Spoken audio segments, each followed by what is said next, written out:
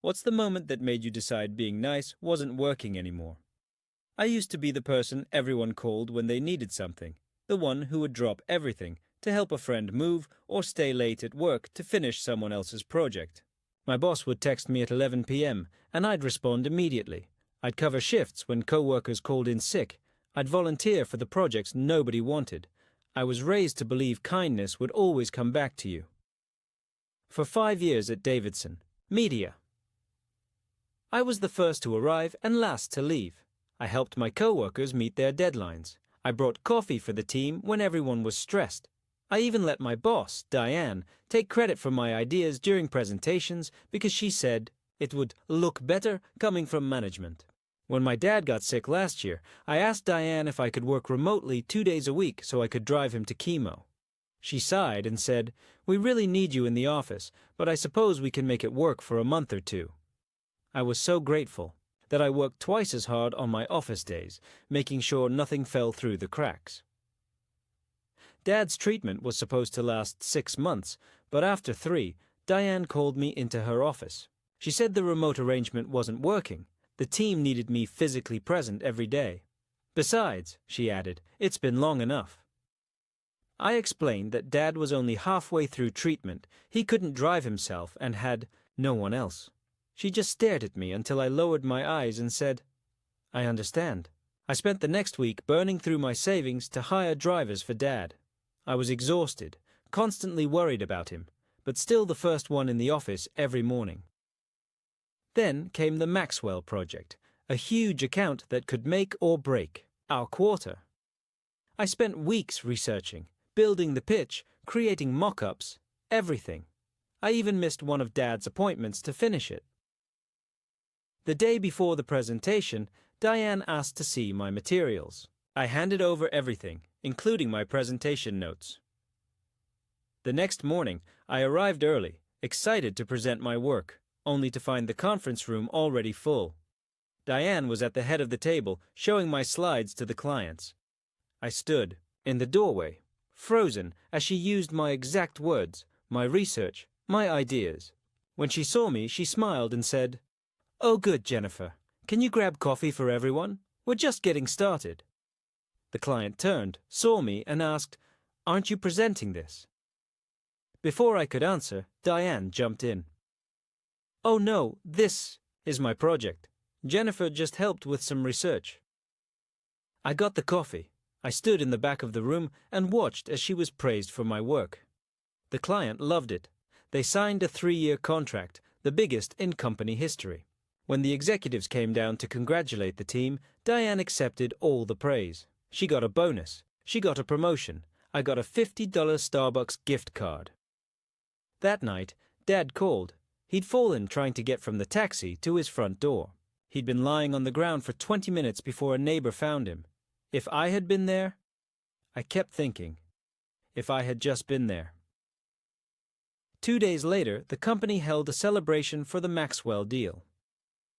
Diane was given an award. I stood and clapped with everyone else. Then came the announcement that made everything stop.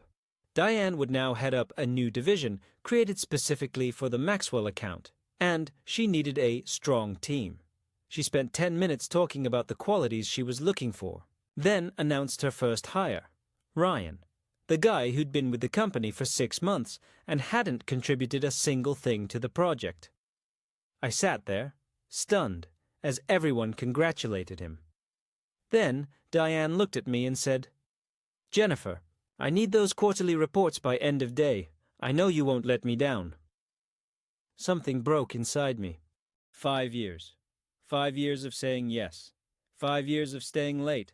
5 years of missing time with my sick father. 5 years of watching others take credit for my work. 5 years of being nice.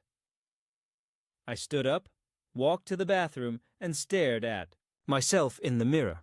My hands were shaking. I barely recognized the woman looking back at me. That was the moment. That exact moment when I decided being nice wasn't working anymore. I walked back into that celebration with a strange calm I'd never felt before. It was like watching myself from outside my body as I approached Diane, who was laughing with the executives about plans for the new division. Without thinking, I tapped her on the shoulder and said, "I need to speak with you. Right now." She gave me that patronizing smile, the one that said, "Not now, sweetie. The adults are talking." But I didn't move. I just stared at her until her smile faltered. "Fine, Jennifer. What is it?" she said with clear annoyance.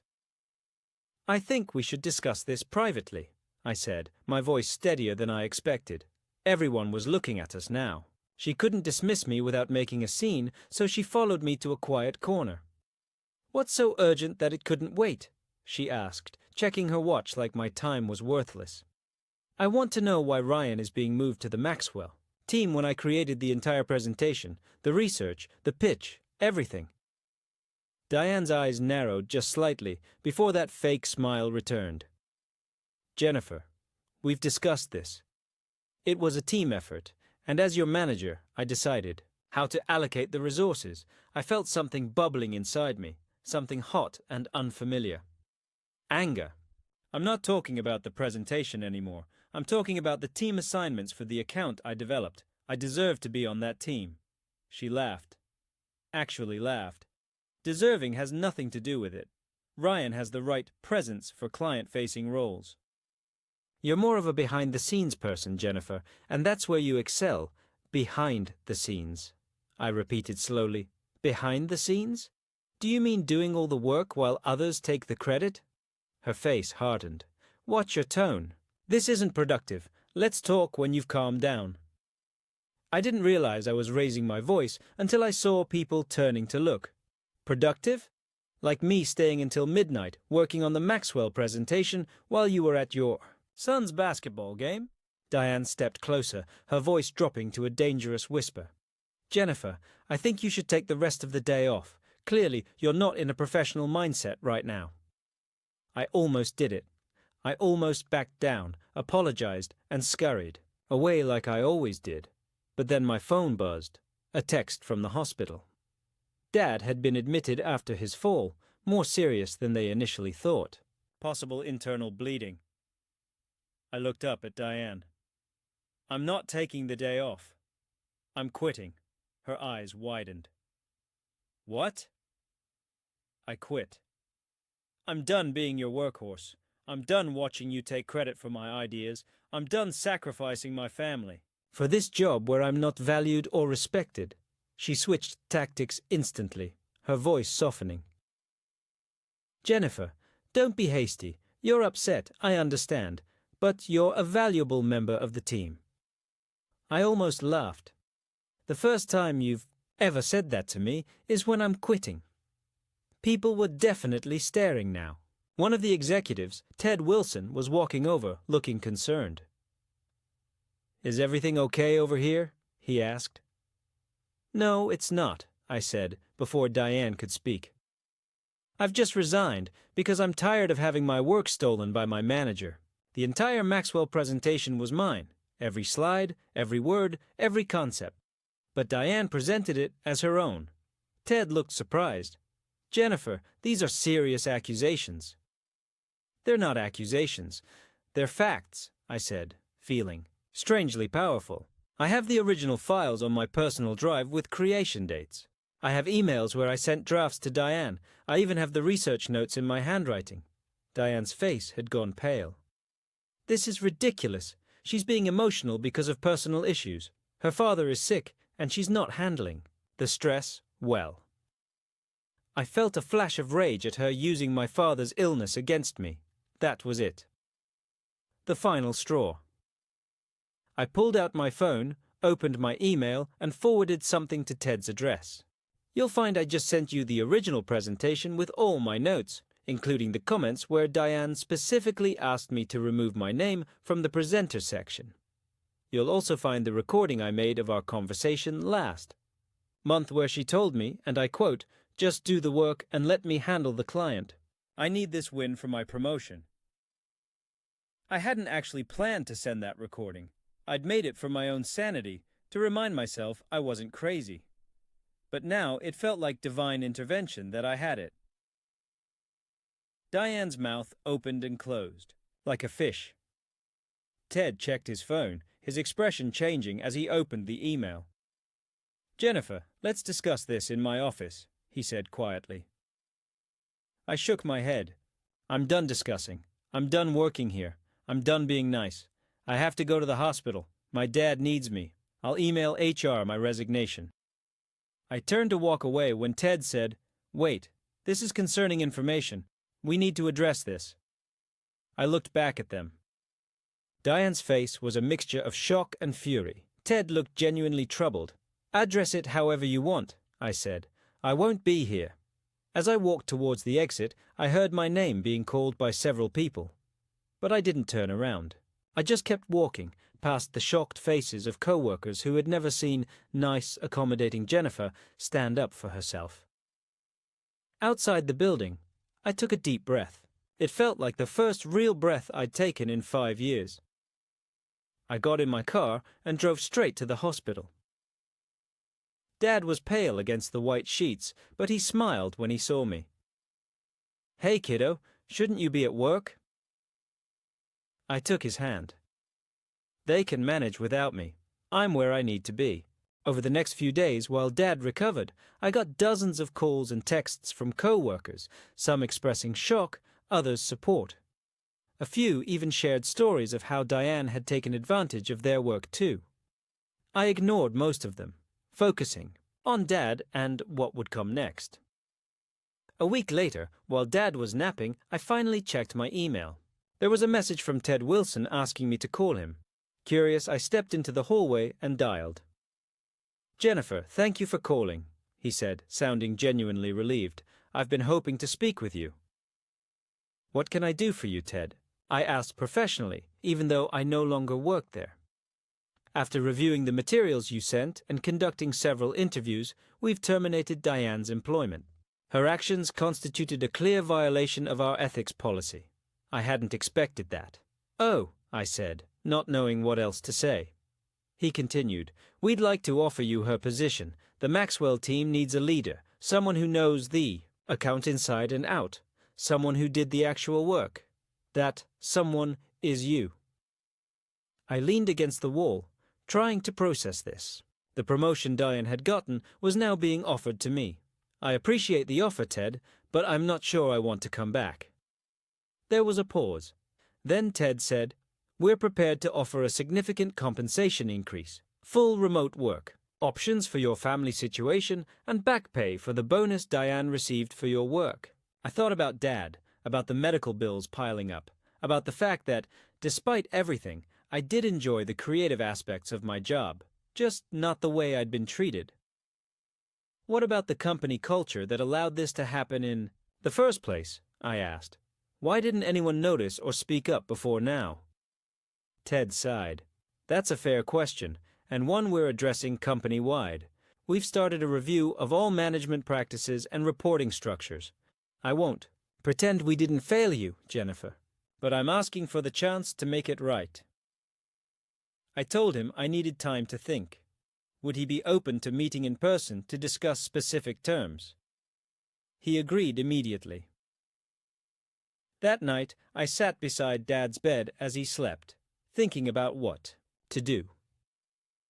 Going back seemed impossible after my dramatic exit, but starting over somewhere else during Dad's illness also seemed daunting. Dad woke up and caught me deep in thought. Penny, for your thoughts? I told him everything about Diane, about quitting, about the job offer. He listened carefully, as he always did. When I finished, he asked me, "What do you want to do, sweetie?" I don't know, I admitted. Part of me wants to go back and show them I can lead without becoming like Diane. Part of me wants to walk away and start fresh. He nodded. Both valid. But let me ask you this. When did you feel most like yourself this past week? I thought about it. When I finally stood up to Diane, when I stopped being a doormat. Exactly, he said. You don't have to decide whether to take the job right now, but whatever you choose, don't go back to being the old Jennifer, the one who let people walk all over her. I met with Ted the next day and laid out my conditions. Full, remote work, flexibility during Dad's treatment. A team of my choosing. company-wide attribution policy ensuring people received credit for their work. To my surprise, he agreed to everything. I started my new role the following month, working primarily from Dad's house while he recovered. The team respected me because I respected them. We completed the first phase of the Maxwell project ahead of schedule and under budget. It wasn't always smooth sailing. Some people who had known the old Jennifer tried to take advantage, assuming I'd still be a pushover. They learned quickly that while I was fair, I was no longer a doormat. 6 months later, Dad finished his treatment. The doctors were cautiously optimistic. He was on the mend. I had proven myself as a leader and even received a company-wide Innovation Award for a new campaign approach. One evening, as I was finishing work, Dad came into the home office I'd set up in his spare room. "You know what I was thinking about today?" he asked. "What's that?" I said, closing my laptop. "That day at the hospital when you came in after quitting. There was something different about you, like a weight had been lifted." I smiled. "I remember." He sat down across from me. "Before that day, I was worried about you, more than myself, worried you were letting life happen to you instead of making choices. It took me getting sick for you to finally put yourself first." Tears pricked my eyes. "I'm sorry it took that long." He reached over and squeezed my hand. "Don't be. We all learn our lessons when we're ready to learn them. I'm just glad you learned this one while I'm still around to see it." We sat in comfortable silence for a moment before he added, "Your mother would be proud of you. She never took crap from anyone either." That made me laugh. Mom certainly wasn't a pushover. Late that night, I found myself thinking about the person I used to be, always saying yes, always accommodating everyone else's needs before my own. I didn't hate that person. She was kind and well-intentioned, but she was also afraid. Afraid of conflict, afraid of disapproval, afraid of standing alone. The woman I'd become wasn't fearless. But she faced her fears. She set boundaries. She demanded respect. And strangely enough, she received it, far more often than the woman who had begged for it. The following week, I received an email from Ryan, of all people. He'd been reassigned after I took over and was now working under another manager who apparently made Diane look positively angelic in comparison. The email was asking if I had any openings on my team. He'd heard I was a fair boss who gave credit where it was due. I stared at the email for a long time, thinking about how desperate I had been for recognition, how I would have jumped at any chance to work for someone who valued me. Part of me wanted to ignore the email, to let him feel what I had felt, but that wasn't who I wanted to be either. Nice didn't mean being a pushover, but it also didn't mean being vindictive. I replied, offering him an interview, not promising anything, but giving him the chance I wished someone had given me. Dad saw the email over my shoulder as he brought me coffee. "You're a better person than I am," he chuckled. I'd have told him to kick rocks. I laughed. "Maybe I am, maybe I'm not. But I know I can be kind without being a doormat. Now, I decide where my boundaries are, not everyone else." "Exactly," he said, raising his coffee mug in a toast. "To boundaries, and the daughter who finally found hers." I clinked my mug against his. To boundaries, and to not confusing kindness with weakness. It had been a long journey from the woman, crying in the bathroom mirror, to the leader sitting confidently in her home office. But I wouldn't trade it for anything, not even for the comfortable invisibility of always being nice. Sometimes the kindest thing you can do for yourself is to stop being so nice to everyone else. It doesn't mean becoming cruel.